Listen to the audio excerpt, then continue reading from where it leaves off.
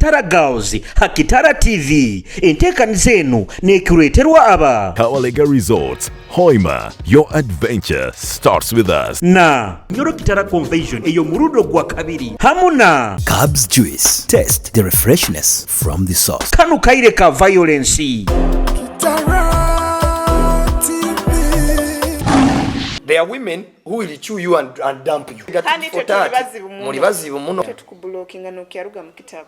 Abakazi mu bakozere muno men have hurt women a lot.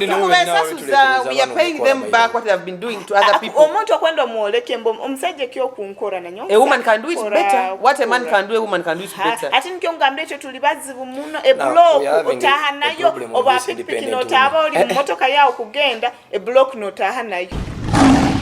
Kitara TV, Kwegesa, Kumanyisa.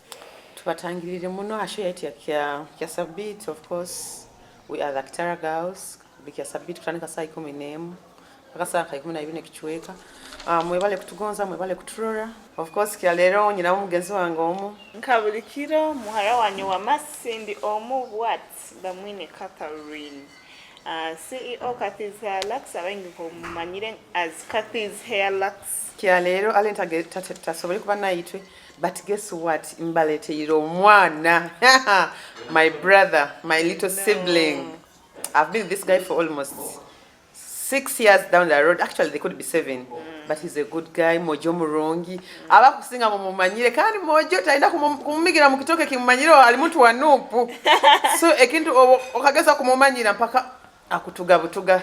So of course amabara nyomweta Kasasa or Daddy Michelle or Junior niwe he's the guest for the first time. He's the first male guest or twin Kitara Girls. You have always complained the Kitara muleta bagenyi bakazi. So today you have reasons of watching Kitara Girls because the guest is one and only Daddy Michelle.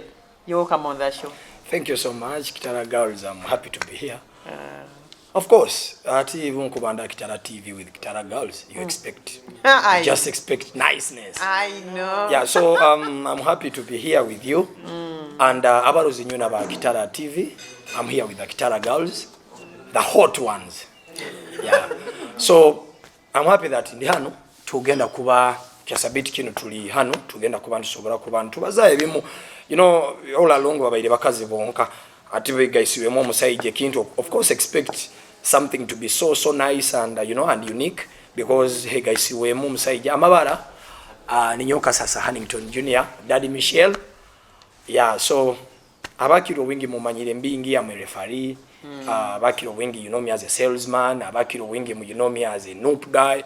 But of course, Kialero, we have not come to talk about all those ebimbalize, but we are going to talk about the topics tugia kuba muhano kantu tumalire kintu mulolengeri kigia kuba massive nayi wakurogambe. Yeah, indeed this is wow.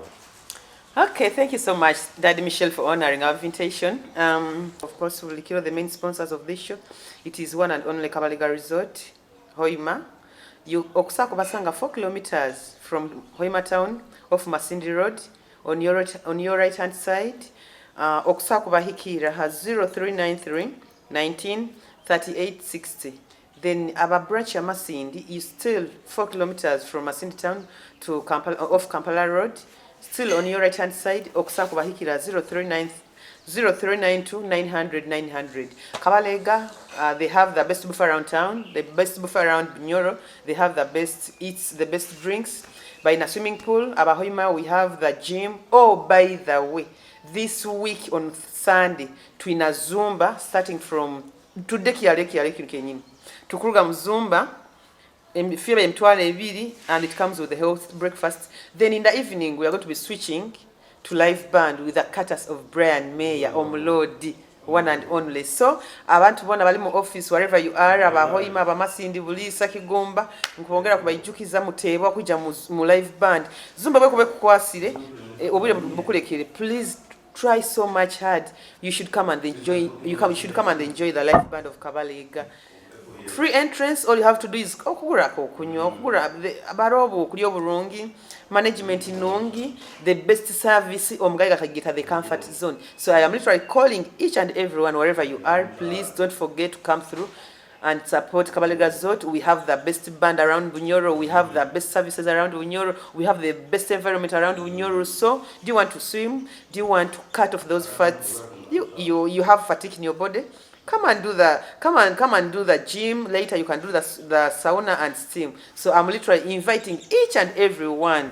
Don't forget, please, musamba sambieho habakuba gym live band banetandika sahe munekanga saha nkaitani with cutters of Brian Mayer. So abanyoni ba Brian Mayer umlodi hona nambe mukali abanyoni ba Kabalega Resort bona abamasindi. You guys have already seen you coming in big numbers, and please you shouldn't fail to come this Sunday at exactly 5. You can bring in your family. Abana bali mu holidays. Mubalete bazane mu bichundayo bya Kabalega Resort. Mubalete ba swimming. So these are small things you can give to your families or your kids during this time of the holidays. So I'm literally inviting each and everyone, wherever you are, come through and support Kabalega Resort. Of course, it's one and always your comfort zone for everyone. Kasi? Tukongera kubayijukiza nkabulikiro Bunyoro UK International ebaleeterera Bunyoro Kitara UK Convention omwaka guno omukaga 2007 mpaka 2009 nkokunyabagambe nkokunsiba nimbagamba haliyo kunyumirwa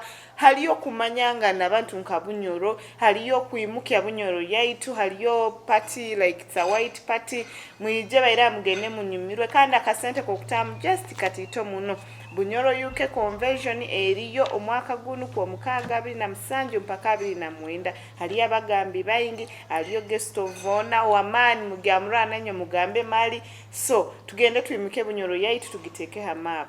Cubs juice, the best juice around town, the best juice with thick, sweet and delicious taste. Bamuta Cubs juice Okusaku Musanga Central Market, second floor, R07, oba Okusaku Muhikira 0781 47 460 or Okusaku Muhikira Airtel 0704 15320. Ngambira ba MTN, you can reach him out on 0781 43 460 or 460 or I think 66 maybe, or you can reach him out on 0704 15320. Cubs, he has the best smoke around town, or in Omukoro, or in an introduction, or in a delivery musajja anywira mais ga mutama moya ka deliver ka Cubs at your destination. He can always deliver. So come through and support Cubs juice. He has the best smoothie, he has the best ice cream, and he has the best no moja akura juice omwana ali muyonjo. You know ebintu ebyokulya bino you should be very sensitive. Omunyani wange vleta abairali aina mwaka aka typhoid ngamba kunywa juices stakengeka, but if you try Cubs juice you never get things like manya diarrhea, manya stomachache, manya typhoid. So you got reasons of buying Cubs juice from Cubs. So literally abantu ba Hoima nyuna nambere muli nabali outside Hoima or wherever you are, just reach him out. In numbers in Somere. He can cover your function, he can be your service provider, and on top of him being, despite of him being a juice maker, he's so disciplined. So this is a service provider you're going to use and you're not going to regret. So I'm literally calling everyone who's supporting a Cubs juice, calling very humble man, you won't regret. Last week actually like a juice Cubs kuongerezaho it's natural. Exactly. He gives it enough color. Yes. Yeah, the juice is nice. I've taken it and it's really nice because Cubs ogonka aruganya bunyabayiro sometime back nyanywa ka juice nyaga ka juice akakunwa kira bine bintu bituhure bindi historic. I know. Kugenda kutolereza bakungamba Cubs. So of course it's a nice juice. Yeah, I have reasons to take juice. Yeah, and I recommend actually for everyone around town to take that juice. It's nice. Akajuice kaita katekamo omanyama tubino batekamo bifudukala na bijolo just mu juice. But hati Cubs uwe atekamo emiyemba. Today we've done, he told me it is a mango and passion cocktail. So he gives more fruits than water. Iyo kimanya abantu abamu bakutukira bikala. So inkubongera kubayijukiza akojoka mutakaruga kajuice kai. Last week otabantu ruga ntumaliacho yaiti ya Sunday hoyibi. Nkaleka topic ibiri nkayibiri takazimaliriza. Tukaba kathe tukankwenda attention yao. Topic zikaba topic kinaki. Mpahemu. Esitwabalizo. Esitwabetu ina kuongerezaho kwongerezaho tukaba tugenda kubaza omuntu omusajja bwakukwana akukwaine kina kutwalira dihi kubyama nawe oba kuterana nawe oba bwokumuheraho kirekyo oba omuhairoho hanyuma y'emyezi 3 kina change oba kikusigala nikyo kimungu akulinzire yakulya nikyo kimumba akakutemba akakulya anyway ege topic hatinka Daddy Michelle nkwenda iwe obanze otugambire iwe nk'omusajja iwe nk'omusajja waku advisingire wakubahayira magezi ki abantu bakurura Kitara Girls Kitara TV kyali kya sabiti kyakuhikire omwana omusikire omukwaine kyali hadete omunene oba oyina kumunena hanyuma y'emyezi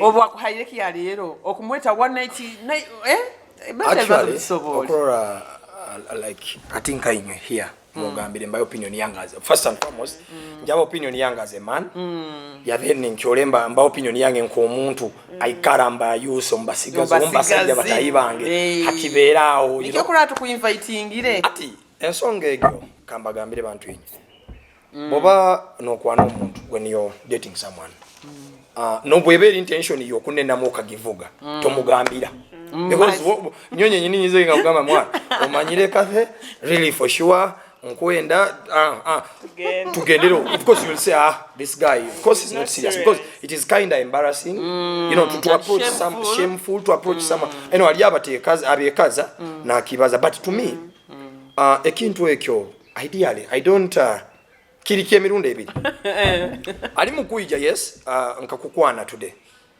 rwebagyo okamberera oba like we have sex together but again muri kale nja kusemererwa nja gamba oh well kikozere omwana byangwiza but when you look sometimes ekintu kina abaisiki nkwenda actually kibegesa mulekege kupapa to be so fast to you know to sleep with a man habokuba omusajja wena akwetaga na kuenda kumanya na kuenda ntajja kwenda for aina future plans with you yani nambera ajja kwesikamu ajja ngamba omukazi ono mali kyalirumba inikiyamufuna twataha yaneneraho kandi takibaire mu nabuzibu what if someone else comes masa nikona abandi tali ni nyonkira yo burungi tali ni nyakira yo sente buli muntu wena ajja kwijja nikiyaye so ya mu capacity yaye so no yesanga nti bamuteguire so you're not safe obotali safe however much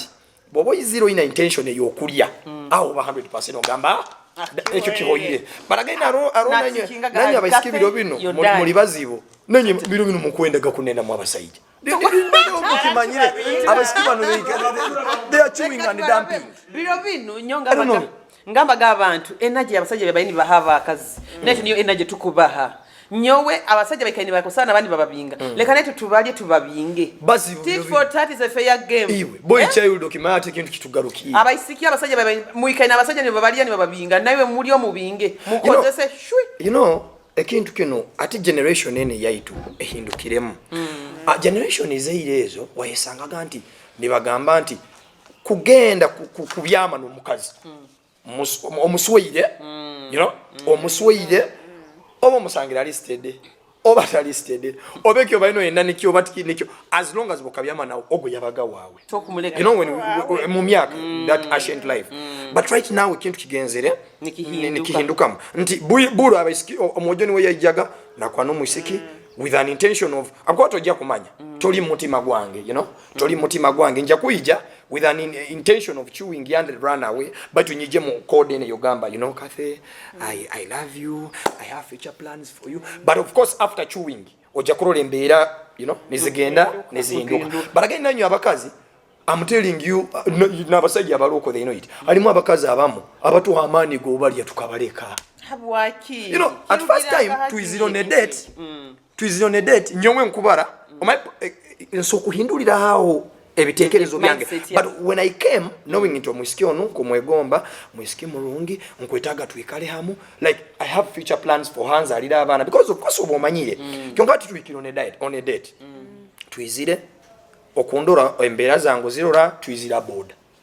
tinyizire motoka nyizire na boda kuba tinyinamu obunyizire namwe Kitera kyange yes osokoba otakimanyire baitu nyonyi namwe akasente kange ate kandi obunyizire aho twizire nkakabalega resort osabire pizza yemitwale 3 obusabire pizza yemitwale 3 wakiora wasaba ekinte kinde kyemitwale 2 you know hati emitwale 5 already gende haliwo wenka nyoti nkalire so of course njagamba okay we nyegumye ngambe mumpe yotwizaho nyefole tikindumire atinja kumanya omukazi wena nanyo abaisike mukimanyire when you love a man to so omupima nomanya this guy level yayo taina kurungi sente so tujja kusaba ebyebeyi hata oni horolera hati nkomugezi weno nko aba warorant ondabizemu egali kale hati nanyoni mpindura I not tell you but nja kuhindura manye nti okay all expensive but after chewing you after sleeping with you sweet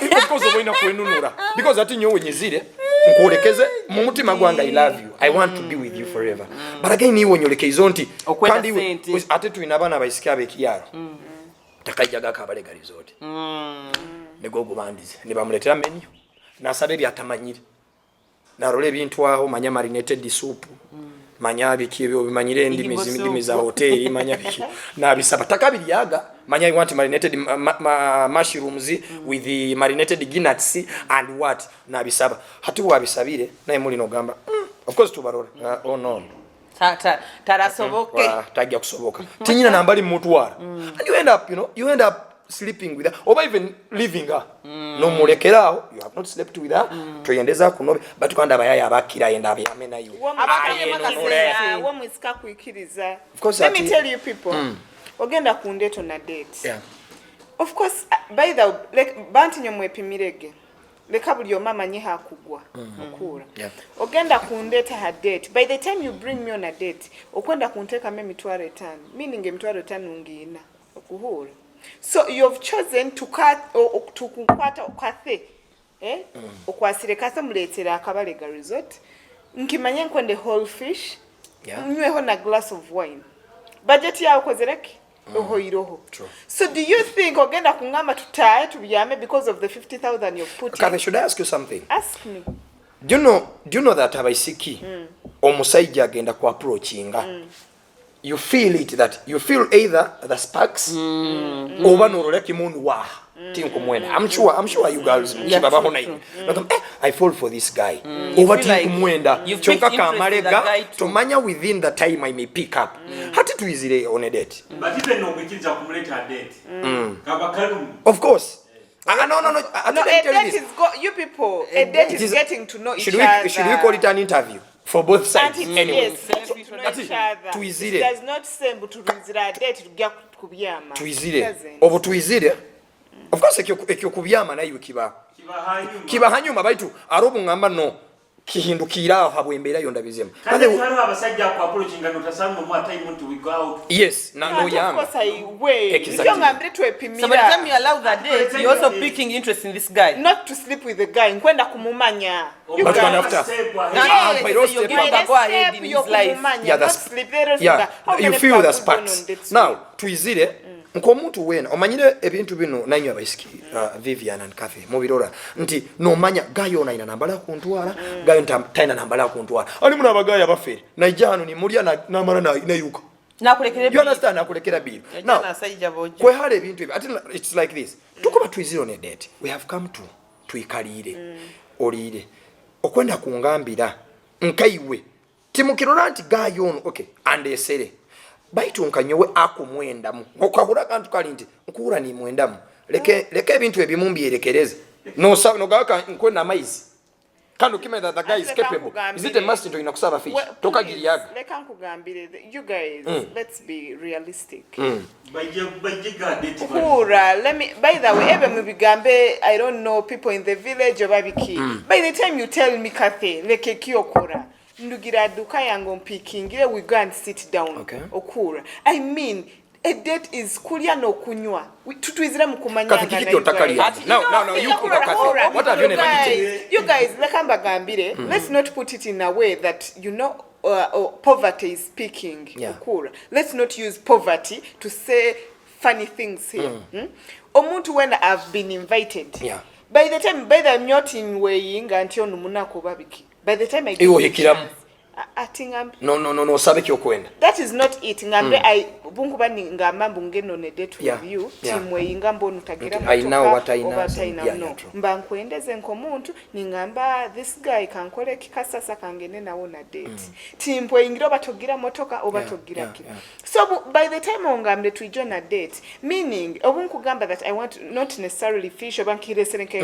because personally I don't do it fish obabik but nkugambira han nkwenda ho like maybe omuntu meeting ugambira no bankolera chips and you know maybe some pork okura and a glass of juice ebintu by nikyo gambira go rubasire ne mtware 5 meaning omuntu wokutwara agenda koraki kulya so you don't expect me that is so disrespectful mbokwasire kasa sondesere you expecting me to order for water in my house I have plenty water nkara ninywa amaizi like I want us to eat you know we are having a chat okura we are getting to know each other so you people tuleke kurora ebintu nkebe abasajja bakubisobora in their capacity togenda kungamba ompimbire kundeto na date to ina make it time Obwakubere no yenda kietano tagia kuleta omuntu ade sinkugambire kietano ataina musente me right sinkugambire I'm weighing that omuntu osoboire kundeta on a date kasa sabwo kubota ina sento ja kungamba kathe kandabo haduka yawa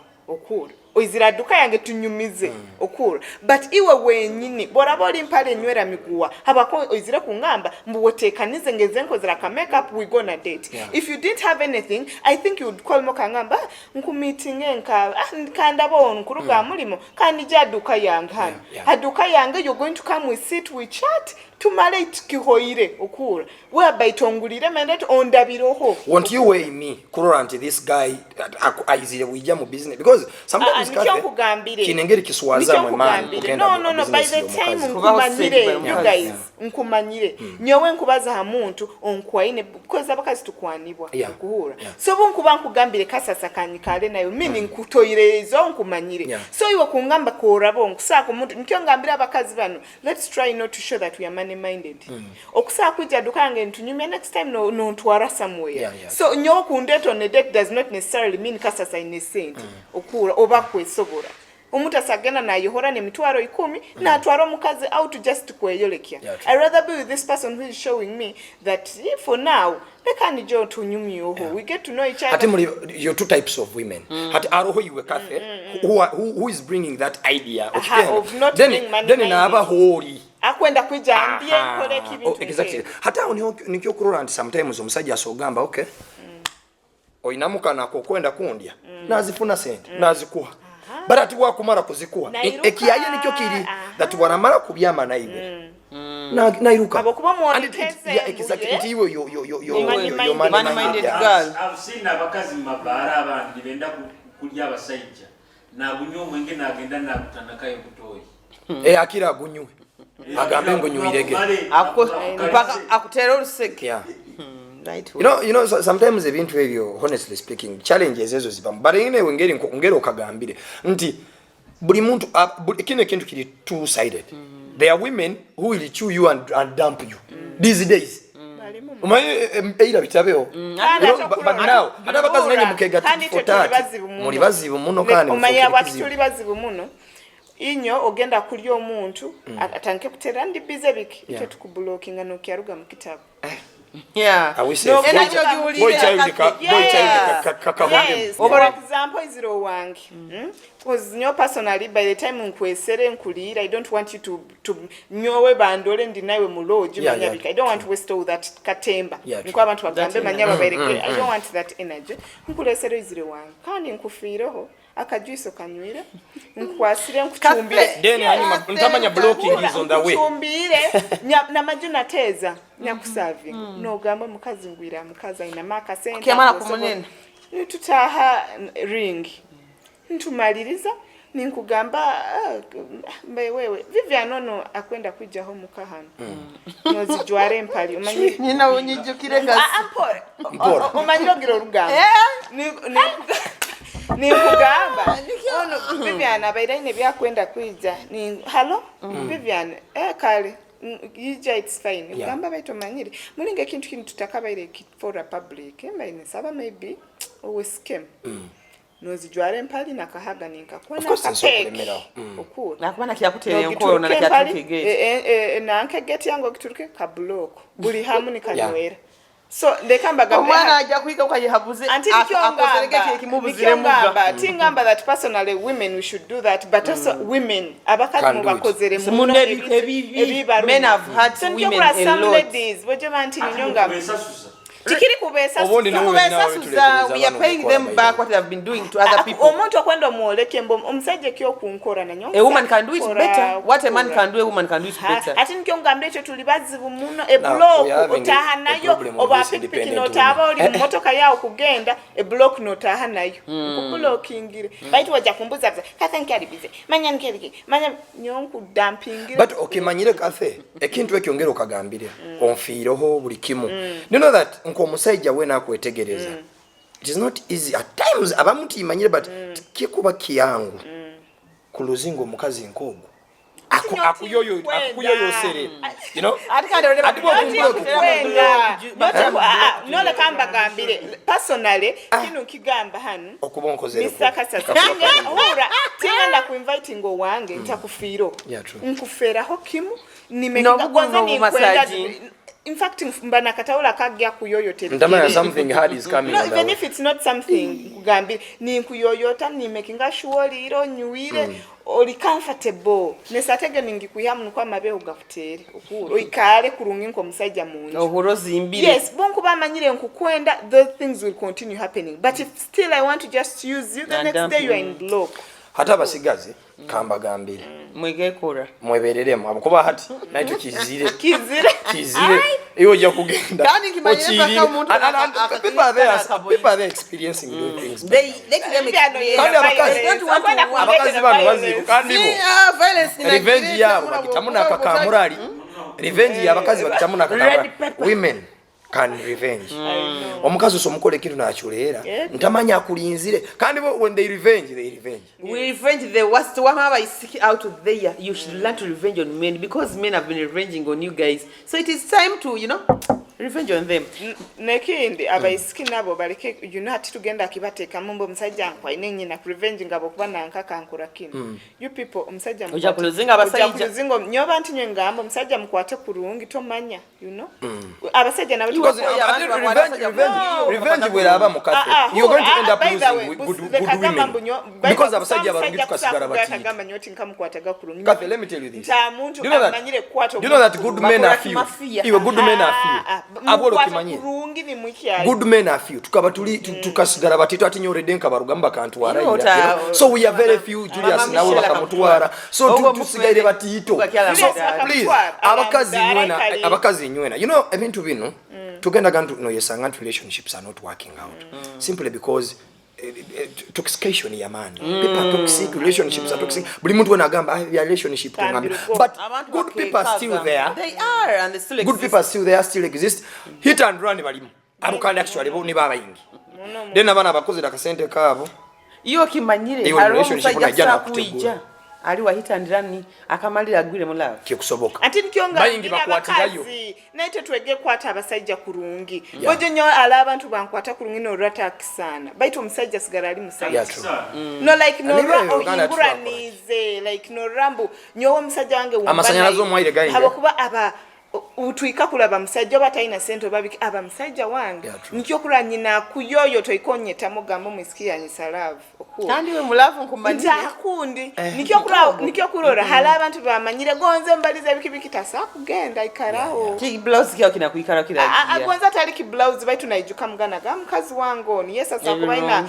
ebibi biti baitu mukazi ona ankwata kurungi so nabakazi tutuleke ku abakazi nkutwabaintu baza omusajja bobo ina mesente akusa kuyoyota chonka ba munako taina of course akasenta atika de sente genze ya tahambi kwate kurungi ati kintu tugambire ibiri both side ati naito twatandika gamba ataina sente utasara ati mudibire because abakazi Kathe I'm telling you many women are broke and kande kibi abakazi but abroko bati bemanya nali broko akwenda kumanyire you know what is the problem with you you know society alikam boy child is defending tumanyiro inamu bai tuto inamu ekano kunda tumanyira you know that is the problem alimu bana baisiki we are in a relationship together hato ina sugar daddy right sugar daddy akwenda hata akamanyiro ijuka sugar daddy bwagenda mu meeting in lodge no garuka muka cyali nyowe ntuzirege obankupota obankora kisayi kimupira ntahire ngarukire muka no ija hanyuma nyo manyiro genzega mulimo but of course program zanyu mu manyengeri muzikora no garuka no yekaza hati from nowhere okyoire habokuba kuli bakuhaira emitwaro 10 oba 5 even a million abukuba ne million emu bali abaziga asano yesanga oyizire otandikire kumanyira from nowhere notandika kuntali like no yeyawa no yeyawa nyoka ngana iwe bintu yawe enjasange totakisimwire webale mono you know natandika kumanyira it is very bad kan ijuka at the end of it all sugar daddy oli weki yaye tajja kwenda kila mukazi walo maka ajja kukozesa bukozesa amala kuleke afune yo nondi because of course boba ikarani bali bata sente za inazo asokoiki au likia kwenda so he will definitely get another cute lady than you kandi bantu ati ugaruke muanga ka boyfriend ka wakana kotandike kwecho zacho zo omuziga bwekiro omu anyuma ataroho intoko atarohonga nyonyi na let me tell you gamba iwe oyina kimale statement kwenda kimale wange na nywangi wewe tokura omusajja wange gonze omanyira bagenda ni barubata ni bakoraki chonka omusajja wange bwo my sister kat oikara ensiona ne manya madama alo yes omusajja uwoma anyuma anura abamuru no nicho kisame applies to a woman some applies to a woman chonko oikalire no musajja omusajja ogenda kuro musikina akubamba iture chupa pulloi oikalire ogenda kuro na omusajja kusa agenda mtoyi kankomeo let me come back yes honey I'm in a meeting I want to call you he's uncomfortable gamba nabantu oyina ba enemies bangi abasajja nyonka bagamba bojja abasajja sakutabuza ensi yona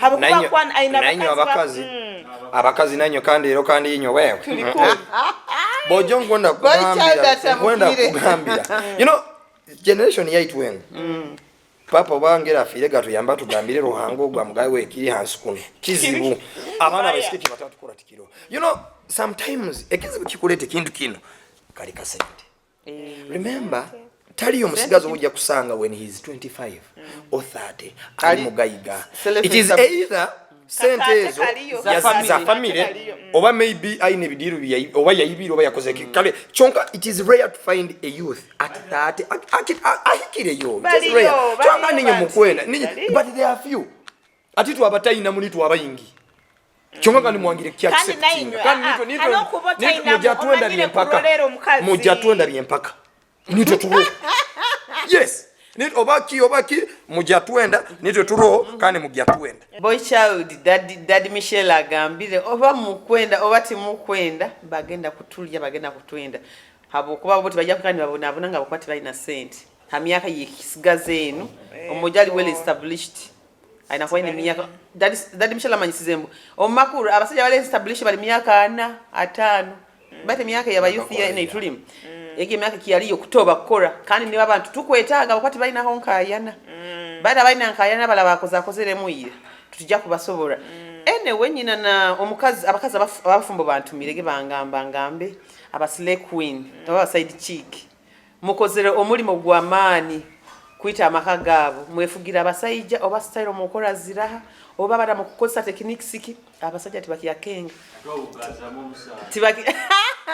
tibakiya kenga tibakiya hura mwebale muno mukozere ki amani muno okusinsa amakagabo kutwala bufumbo nyagamba nabo bakweyiye ebintu bino byokweberera ambasajja batika kandi byo batwenda itomauti twina akana ati timukakozeri so hati basaidi chiki babantu bagambe mukozike amani kutwala abasajja nyo amako bagamba nyo event team side chiki mukolere kimwe birungo mubyongere kimwe butekirisi bona mubukole mu bumale abo kuba nainywe timu ina abanyo bakabatwarayira so bokubufunye bwa mugenzi wawe no yiba okutego kathe banzo bayijukiza omulama gwa ito ngena kubayijukiza omulama gwa ito nti tugambirege omusajja bwakukwana kya leero kamuhawo leero oba kamuha amazi after 1 year kikuhindura ki ara kuswera obuhairo kya leero na obuhairo omwaka does it make any difference oba still okuba omuhairo ho kandi na wako akugenzero hata kurora nyo abakazi nyo nkusagamba abakazi like omukazi wena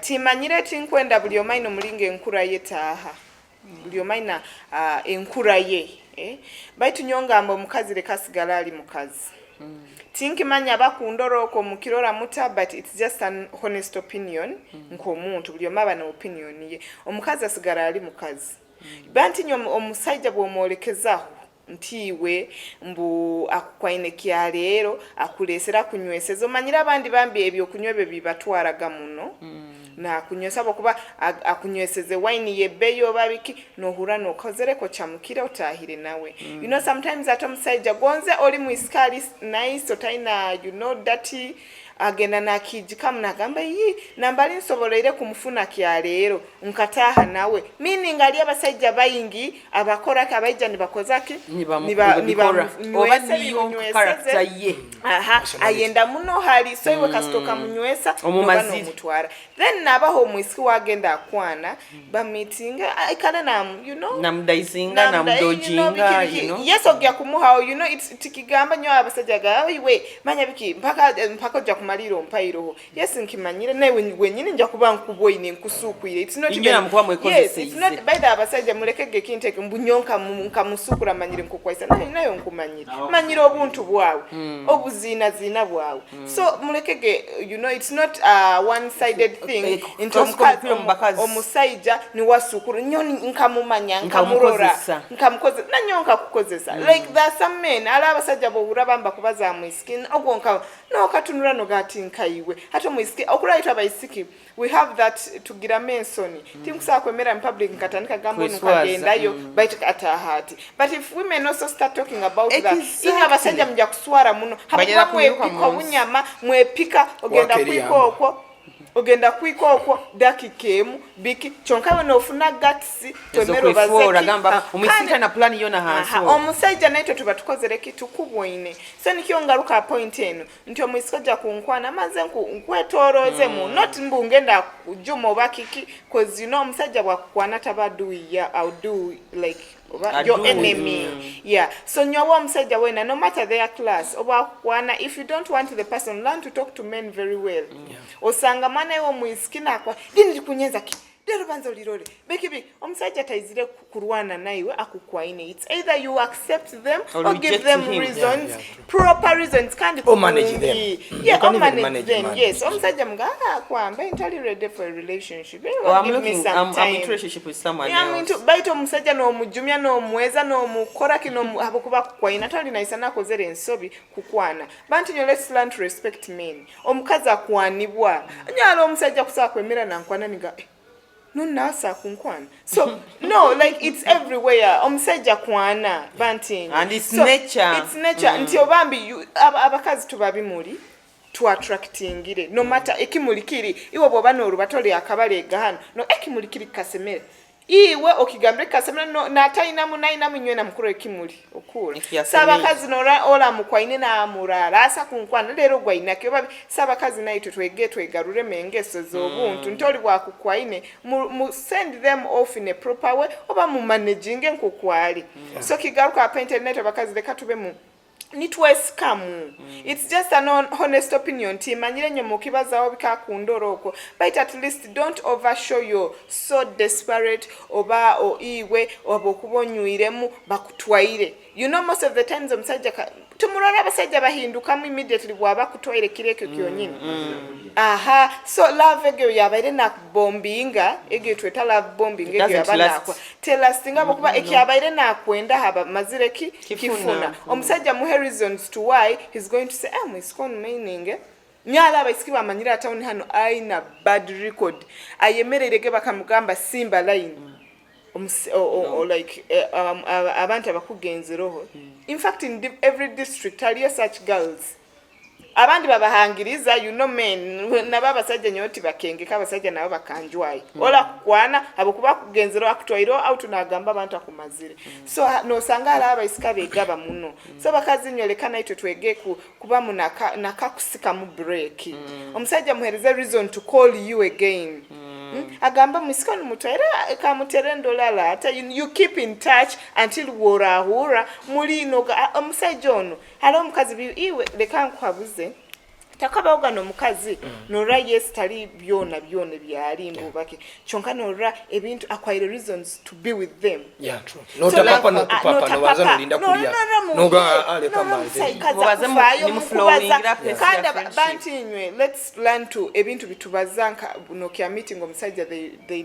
like byongera they either push them or omusajja kuiruka tingana ku meeting ano omusajja responsible tukatandika kubaza nkwefu manya lero we banti ati leka nkugambire abayisiki tuli mu competition manya ati ngenda kujwara kino manya like ebintu ebitali ebikuole kyambu yo someone who is like omuntu akusa mutwara hunting ngambe not atali na buli musajja ina kwefura mbu okumutwara levendi okura baita abasajja ban let's they cut by the reason to come back bebe no mukegano bukodyo mutu friend zone no binyebesereza nembiruga no biro bino bakego buya ile friend zone as muisiko kwa kubali muiskali akwaire reason to stay as a friend she's laying strategies baita aloho muisiki nkoko kagambire muizire mulire ayesere nabanywani boja baisiki twine bizibere baki ali yaba bakota onyesere tugendo na date ndesera baisiki munana bona bayikalira mukusoba leka ha nesete sibakwanye bakuhanka ka upkeep kubaleka no them abasajja bamatina kuswara otumanyira katene kyo kuglaying abasajja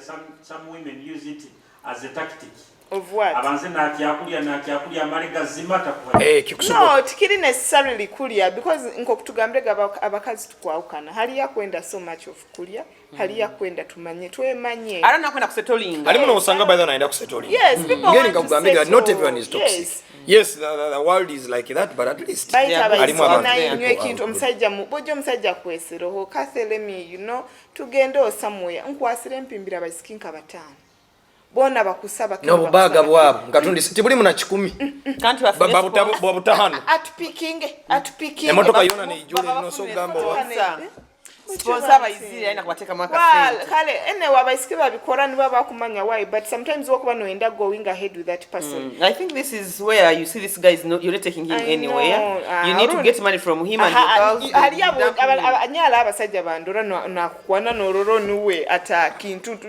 person I've told you someone like Nora na manyirwe his some nyungamba vivya no gogonza kozere he can never see my nakedness Nora mbu for him ikialo kita maguru gabakazi kurona so those men omuntu wakwana go samulya no nempalize no zimutunza kandi atane kiyafunira like nyabasajja munsekese hala abasajja berora bali bamani kino nkikugamba mu kamera musajja we naliyo kunororoli wamani hala abasajja abayisiki botasakulya not nti bali barungi muno oba bali bamani muno but not everyone can fall into your trap I know hala abasajja mpaka nyogo let me tell you hala abayisiki botakusobola gonze nawe sibazinga nonze nawe foroli wamano innocent hala wotage kwabura maguru kinu nkibagamba personal alabe abantu borora naga nambala ikiririzo oli ekani nyowe sente not all of you are worth people's legs obabi bamune emigisa ekyo nkibagamba nororoli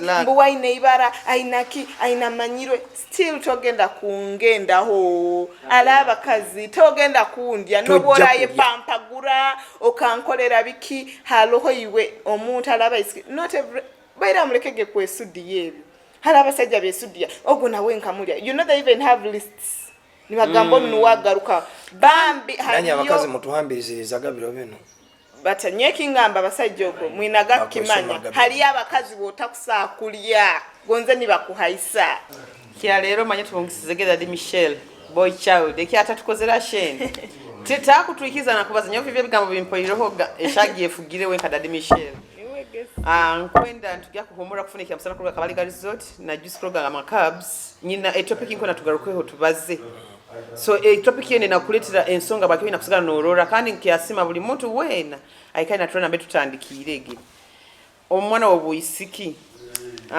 biro binu when was the last time wahulire mbu omusajja asula virginity ngo bakakuchwa virginity yawe oba biro bino era ituli mwenu oba generation ituli mwenu is virginity really still something new or something that really matters in our community oba nyowe nka vivi mpulire ensonga abasajja ne bagamba mbo in cases oba people have been in my inbox bagamba vivi omusajja naye agamba vivi nyine emitwalo yanga 5 kasoka kusaa kumpa oba vivi emitwalo yanga 2 okusaa kunyikiza sonko mara obwisiki nkwena mukibazo abasajja bane batujoga babani batumanyira oba mukusaa kiryoke abasajja basigani bakikora ne mugana mukora kasente kanyi katugaruke. Discover your home away from home at Kabalega Resorts, Hoima, located just 4 kilometers from Hoima City on the Hoima-Masindi Road. A real resort in an eco-environment, nestled near the stunning Albertine Escarpment and historic Mparo Royal Tombs. We are the perfect blend of convenience and charm. Treat yourself to our cozy rooms, mouth-watering meals at the restaurant, and refreshing moments in our outdoor pool.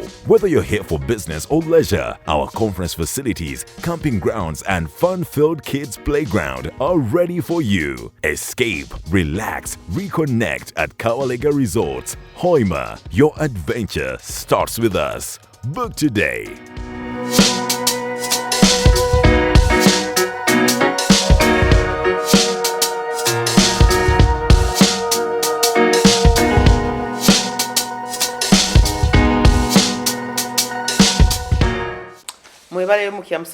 Of course, we've had a great buffet from Kabalega Resort, both Hoima and Masindi. At Ifi Emitwari Satu, you always get a good buffet with a soft drink. Of course, we to get kuhumuraho, Daddy Michelle or Junior, the only first boy child on this show. Oyineke baino baza hamot. Banzo wayinge to mbaige ni tumalia topic egyo.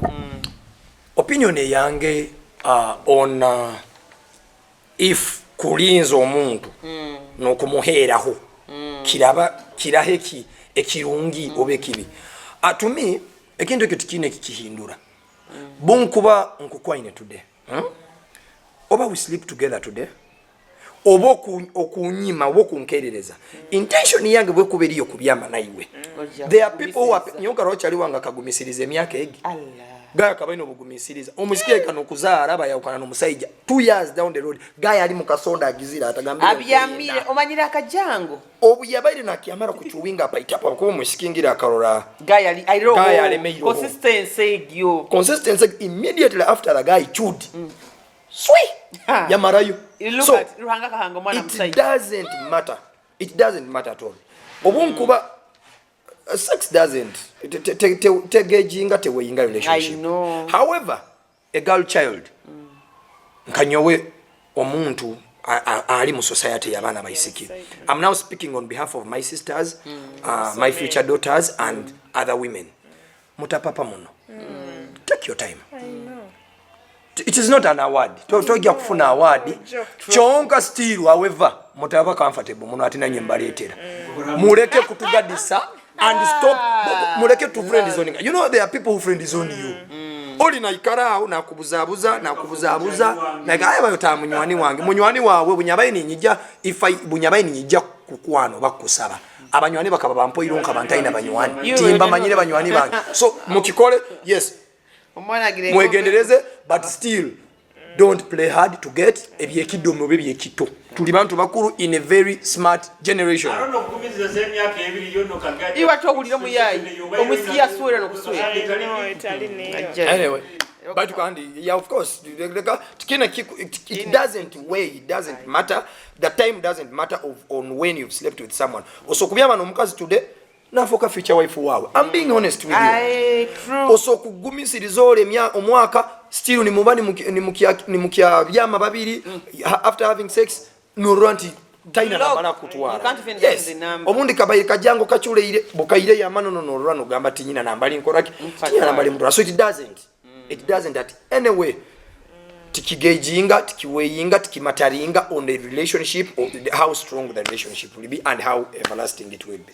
Okay, nkwena tubaze ha topic izine topic embaye tubandize kubanza embalizo tukaba igenda kuhumura embaye nimba habuza biro binu ensonga yokubambu virginity ekiyakora makuru mu nsi muno ekiyakora makuru mu area because I've taken a while it has been a long I don't know when I last heard someone agamba musiki wankamsora ali virgin omwana wananko ata virgin hauka biro bino abana bali bipaku abana bona bajagaraire amaiso gabali mu ngalo so Kathy I want you to give me a point of opinion.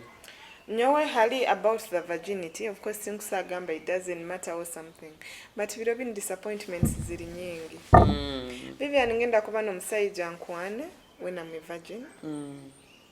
Thinking tugenda hara yet wenko omusajja aine bintu byakoraki ebyakwenda ne byakubara. So at the end of the day omusajja ono amatize ya breaking my virginity and I'm disappointing ire.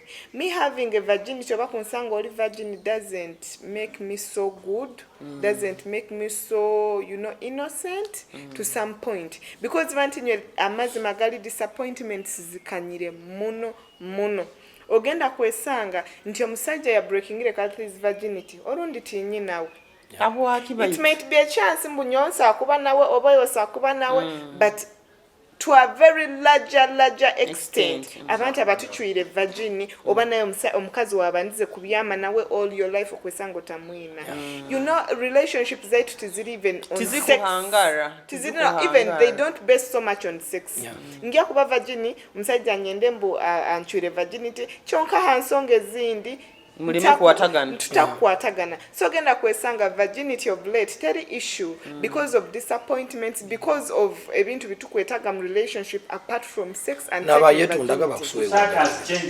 society ehindukire muno so virginity in fact even I don't even see it nke kintu kibakubazaoga muno. I've taken a while too. Tinki hura munombu na nkanka mwenda bakubaka ba virgin because nowadays relationships are basing on being a virgin nti okwasiro nti virginity kiri automatic tuina kusweranga bero bintu tubibara ati biro bini tukya kandi atire kanku gambe ne kindi ruganale yes but nowadays ogenda kwesanga nti abantu bakwenda abantu abali experienced takwenda ntwale mu kitabu oba ntwale anywhere ndimu mukikaro kuguru kuteka hano ekandi nkukiyamya kuguru aina kukwenda mukazi tikiga mambo bigende benda bamalayo baba koleki that is okay buli omaino wakwenda but omuntu akwenda tibakwenda byobagadisa aina mo experience kwetorora omuntu amanyire enzina amanye bintu bingi like abasajja Burundi bakwenda naitwa abakazi tukwenda abasajja bali experienced omusajja amanyire kwata nkama ebintu bino nikyo sanga some of us ogenda kwesanga okalemera muntu mukurukuru aina experience mbintu amanyire kyakora basengana bakuje no babatemba certain experience nowadays naye kwendebwamu okura kane kingambe disappointments ziri nyingi ngenda kubona omusajja anche virginity manyire no honsibire baitu ensi entere handi so nowadays society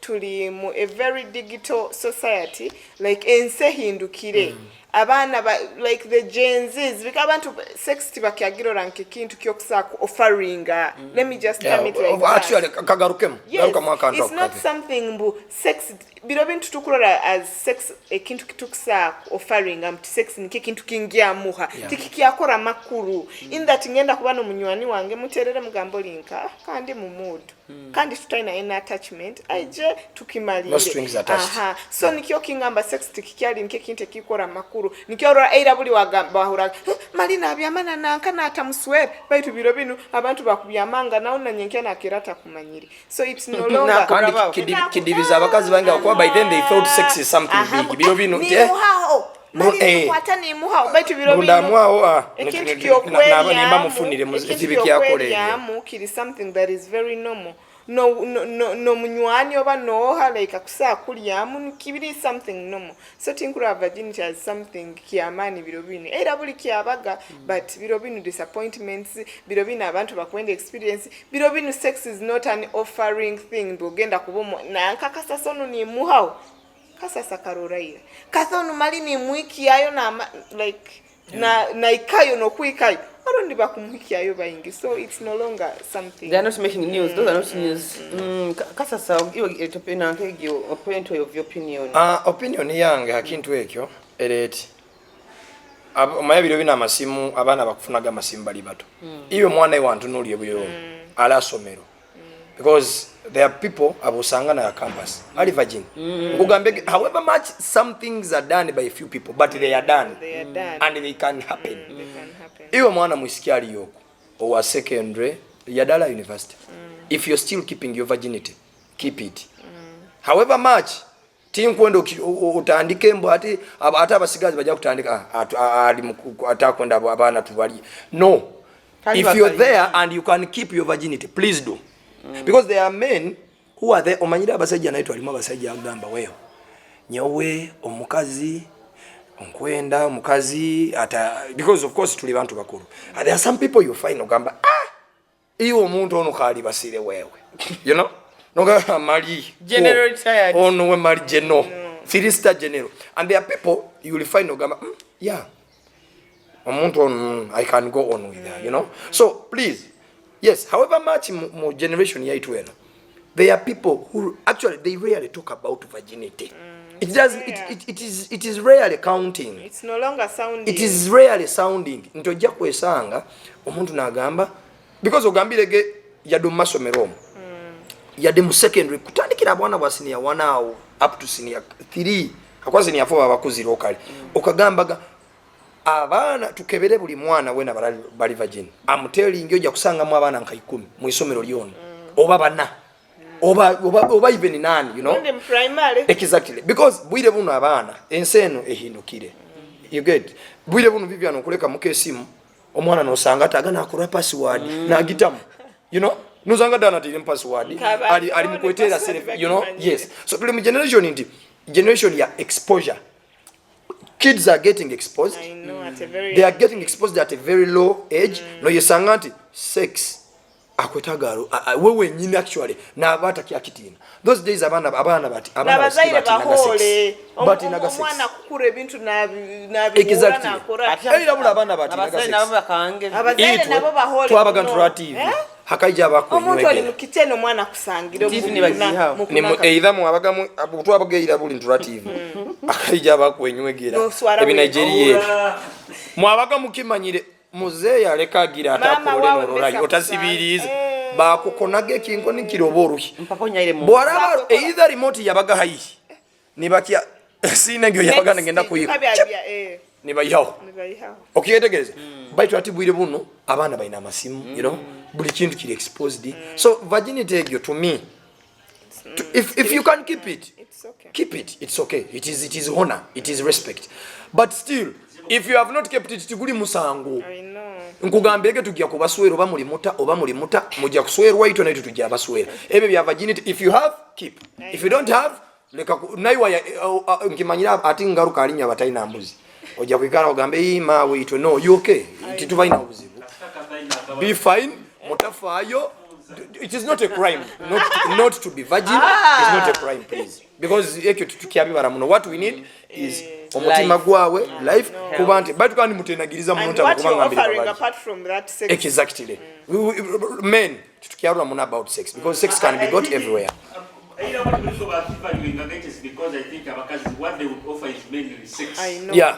Housewives No kuinuka enjura abasa eirabula abasajja isengo nyaka ngambe njiro byakagwa. No iruka nota. Akagali ke kalinkali mu center. Yagendaga kutonya kitabu. Niko kula abantu bira bazalaga mu. Okimanyira nota. You do know that ekiro nekyo kino.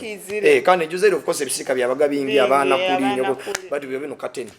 Abamu kusanga erisingo kateni ati kandi obundi ni muyikano genda muloji abana kandi mukwenda kubasisa nabana abazaire nanyo tumukyina nsoni niboja abazaire nabo ati ebimu basweke bagunjukire muno gonze tuli okusanga omusajja tuli akwenda tunakire mu kitchen, you know, kandi ati abana bali mu kisiko omwana sakujja kwenda aine kyakwe akusanga mama ali mumbere ekuhemura adabana bakabake kutandika kuba apiriton abali musingo niko wabya bainangwa niko batimagire kurongi kwenda kusima bekani bakiaturura abakuhondera eshe na Kitara TV, of course the Kitara girls. Tune topic tukwindinga nayo negamba abasajja abayija mbombozi omusajja ku approaching na kugamba vivi tinyine kikukwenza nkwenda kubyama nayo enkwese ente kandi oboli nsanga somewhere tomanyi tinkumanyire. So hati nyo when to me, according to me, nyokurora at the end of the day, omwisiki on the other side, I'm hitting both sides. Nko omwisiki obokubota ina sent kisa kukolera. Because at the end of the day, you want money. And tuleke kudupa wako efora, you girls, you want money. You understand? So msaja akuanguhiza omulimo.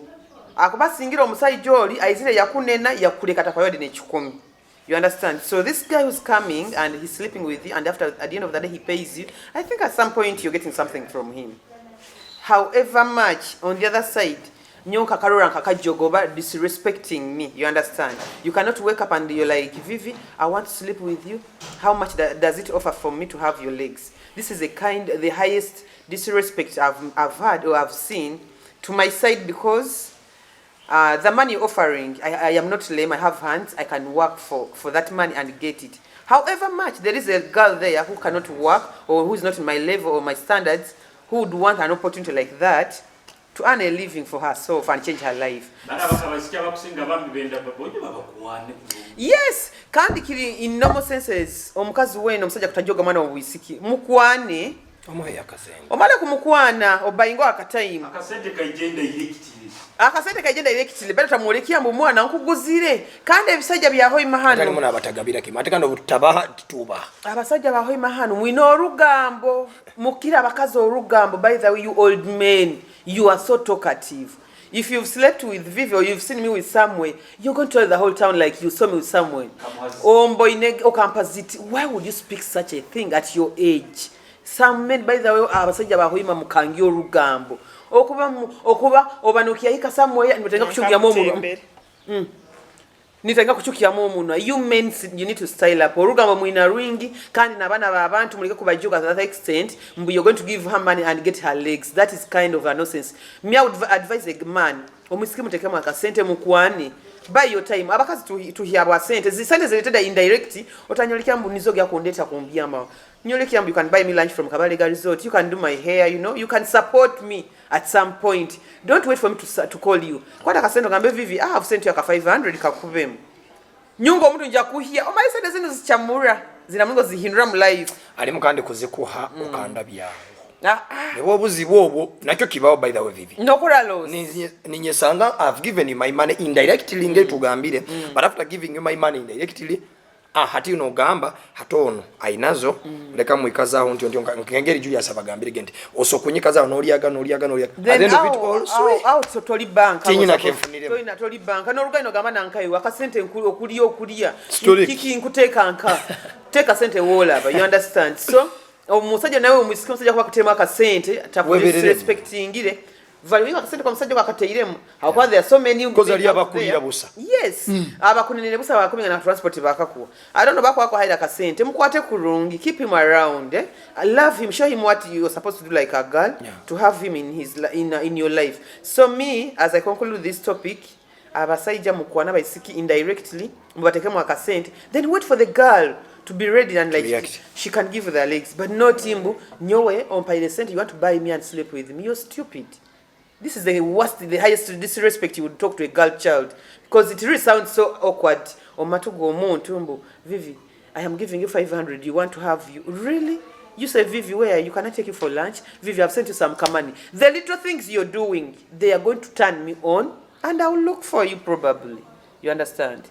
So Kathy, what is? But of course, not to everyone. Abamu ati now. Vivian Kathy tuli bantu bakuwe sometimes alimu abantu abamu ngeri nkugambire gente obotali sure nti sente ezo bunda azitamu at the end of it all ndafunamu because tojja mukwata oli Vivi tojja mukwata by force. There are people who will invest in money, who will invest in you some money nazikuteekamu then at the end of it all narugira mwao. So that's why many men these days are now resolving to leka nkuhe sente. We sleep together, no strings attached. Bundiba ninkuende kilo kindi, I give you money.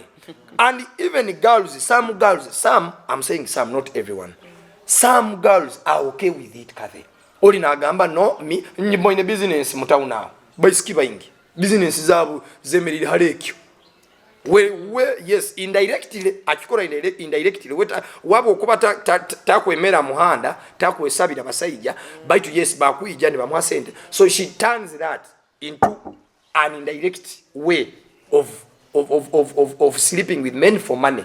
No yesanga nti eduuka yona esente zaaye kyamani munekya inamu capital kofuro ezisibire eduuka ni kyamani aduuka yona kofuro ni yaina bunene kidomoro kyakutekamu amaizi ebisigaire byona niho kozarugire and they are okay. You've seen girls going to abroad, going to Dubai, going where ne bisajja sajja habwaki ekisajja kijja kugamba tantera simu ndi maka gange boraga no enda sente text me nja obundi no musajja kutaha akakwebwa enamba kabanza kakiteka gam blacklist okaba yoko then borana akuenda naenda kukozesa by the and it is common abantu batayina privacy mu Uganda na tugenda ere sente abantu biza iwo kimanyire abantu ebintu bino babita mu sente Ado kubiteka musende. Omwana mtugwa mutwara heyo. Nyeki myamazire kuri omusayija oba bana yende kintu ajja fighting hard kuri ramba kifuniri. Yeah.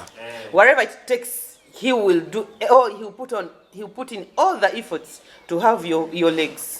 Oina mwaka sente abataina mu ngira baroga bokuba ati bokuba taina mu kasente no rate na kora kiro ngero kagambire that they do whatever it takes so ati wajagamba kanda bikuru because tinyi na sente you know muno then ali muna abakazi no mwegomba no mugambao na kukwatirwe kisa na ku I know mwana ono chali mwana ono bambi chali mwana munaku manager ali nagabati ndi ate manyibire bino manager gamba nyondi manager wa Kitara Girls nalira mukode na kudupangu nyenkiange na kugamba wesikiwa ku hosting akuba ibo okay mali baba yaya bakulira mukode yokuba mwana munaku ono Julius chali mimi bamubera nyenda kweta Kitara Girls obaze nabo hanu nyine binkwenda mukwasaganya nyenkya nino yabura na kamera araba baba omubwa niwo gya kuba miss niwo gya kuba queen ego n'abanene abasikibona by the way actually okura na camera there are some people ababarura of course babarura every day people say us by the way people say us access nagamba Vivian onongera abaza atyo natera muno so mu approaching na kafe onongera atera muno ijoza akaja program atakuseka nokuseka mukole enter ali nkapro na manager Julius na mutoza Julius omanyire abanza no kugamba ati mfunire enamba nagikufunira niba muhabiri namba ambe appreciation ye namba at of course sawa Julius namanya ati namba bampa abiri kande kintu kini kya Kitara Girls Julius akifunire umuyaye bwakuli ati nkufune million abantu nawe notamu amani Julius akifunire because people are there seeing afunire kintu kya Kitara Girls nka producer wa itoko akifunire mtu ati nanyoka Julius ndafuke producer nanyewe bintu bino kono yeberera abifuniremo muno abifuniremo kunena obwana na basajja bakamwa approaching bali bende namba zaidi se kintu kino producer kikole kila ito kama kintu baiko bwana nyonse wonyika iro wanne ibala lyane na ile tukuongeire he ibale lindi cafe winding up give your point of view to my winding up this show to get your point yo gamambo msajja kuhikira na gambo nkwelezeze nkwenda kubaza habayisiki enyerabye yaitu ola genda kuja Vivian nakugule mitwara 5 anyumizo hondi ati niromba gambege bigarugambo ati nikyongamba already aloha kuguzire baito musajja bokuba otakamolekya gambu wosa kugulibwa yes bali yaba kumanyira kyonka naitwa abakazi tubahereza that freedom habo kuba okasaso zironguzire ogya kunyumiza holi okwenda kashuwa inayeki asatu terera kase noli nawaije atyo so naitwa abakazi tuleke kwekwasa munaba saija mbuba kutumanyira sometimes it's us the women abaina halaki ile abaina yes nyomba gambira abaina halaki olita so kujja from nowhere kusangire nkurubata mbwiwe nkwenda akugura sometimes abasajja benyumiza not in bad faith abakuba atola kuguzire munywani wa kwenda akashuwa naijuka nagaterera ho na bogenda ho imo continue oinayeki atano ola tawamano oinayeki atano nkasanga kamparo ko namba ya Jomai tukurora mad arocha ali wange nagamba gogenda wima tukapa motoko omala kale abaloga bamucha Jomai What a number. Amanyirwe worldwide. Kintu akiteire. Omwana akiteire international. Atutunzire oyima agiteire ana. Agiteire. Producer otaka kufenjara. Nabwe boy child agambire nambero.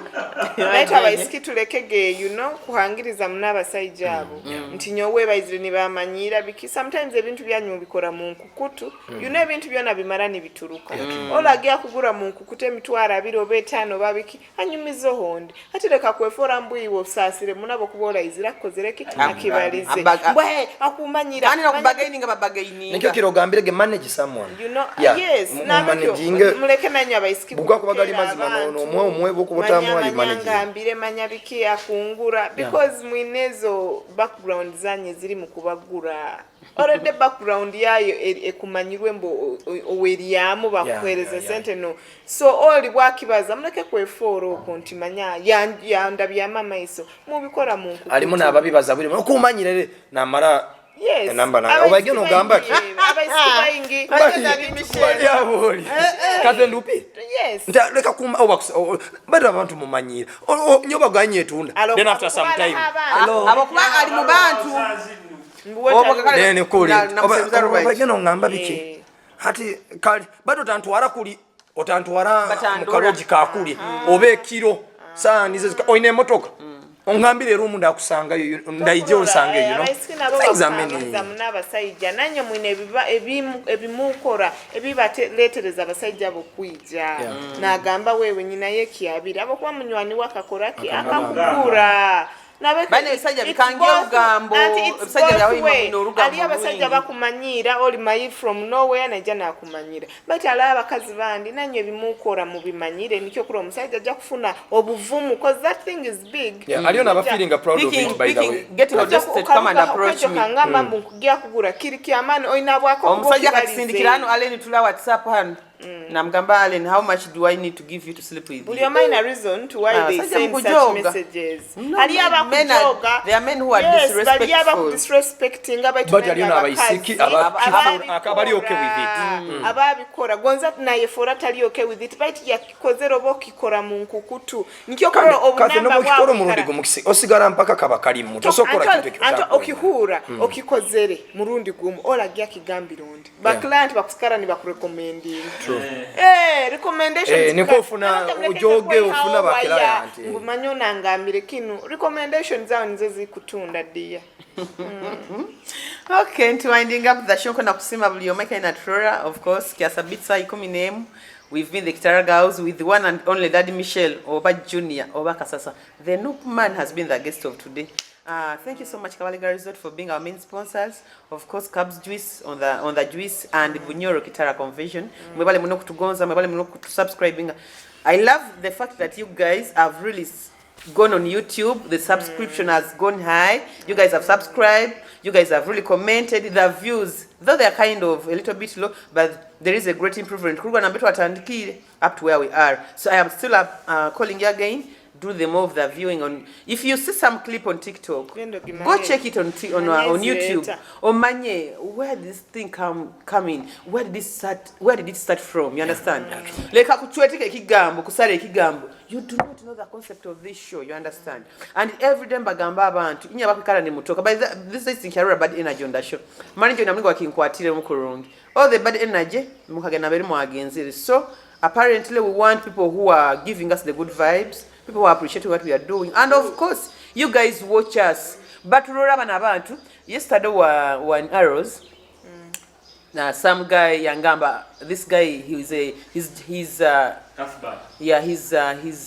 former NBS but Akangamba he was in they were in Kigumba and guys are like Kitara girls. So guys from Kigumba, guys from we have a diehard in Kagadi, this lady, you girl. We really appreciate tukwenda kusima buli muntu wena atugonza buli muntu wena kurun entire nambetali. And by the way, the diehards of Vivi, you guys have really loved Vivi. Thank you so much for everything. I can't appreciate for your love. Stay tuned. See you next time, next Sunday. Catch up.